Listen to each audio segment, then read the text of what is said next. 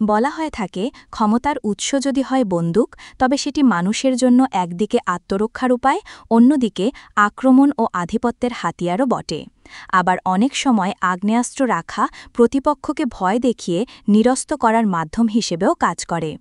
আর যদি সরকার নিজেই আগ্নেয়াস্ত্র রাখার অনুমতি দেয় তাহলে সাধারণ নাগরিকদের মধ্যে স্বাভাবিকভাবেই উৎসাহ দেখা দেওয়া অস্বাভাবিক কিছু নয়।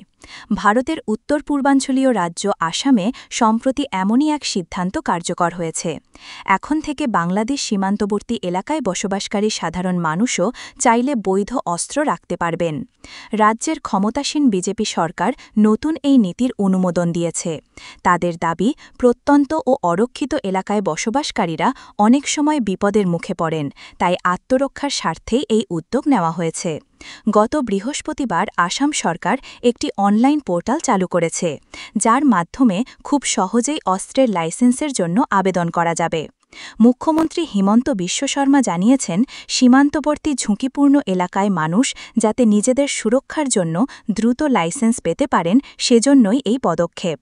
ভারতীয় গণমাধ্যম জানাচ্ছে, বিশেষ করে আসামের সংখ্যালঘু অধ্যুষিত এলাকা এবং বাংলাদেশ সীমান্ত ঘেঁষা অরক্ষিত অঞ্চলের নাগরিকদের জন্য এই সুযোগ কার্যকর করা হবে। গত মে মাসেই এ বিষয়ে রাজ্যের মন্ত্রিসভা সিদ্ধান্ত নিয়েছিল। এবার সেটি বাস্তবায়িত হল। মুখ্যমন্ত্রী আরও বলেন, সীমান্তে বসবাসকারীরা প্রায়শই একা পড়ে যান, কখনো সাম্প্রদায়িক উত্তেজনা, কখনো আবার গ্রামীণ দ্বন্দ্ব। এমন অবস্থায় পুলিশ ঘটনাস্থলে পৌঁছাতে সময় নেয় ঘণ্টার পর ঘণ্টা, আর সেই ফাঁকে অনেক কিছু ঘটতে পারে। তাই নাগরিকদের হাতে আত্মরক্ষার মতো উপায় থাকা জরুরি। তবে এই লাইসেন্স সবার জন্য উন্মুক্ত নয়। নির্দিষ্ট শর্ত পূরণ করলেই কেবল আবেদন করা যাবে। আবেদনকারীর বয়স ন্যূনতম ২১ বছর হতে হবে, থাকতে হবে অরক্ষিত বা সংবেদনশীল অঞ্চলে এবং তার বিরুদ্ধে কোনো ফৌজদারি মামলা থাকা চলবে না। আসাম সরকারের এই পদক্ষেপ নিয়ে ইতিমধ্যেই ব্যাপক আলোচনা শুরু হয়েছে।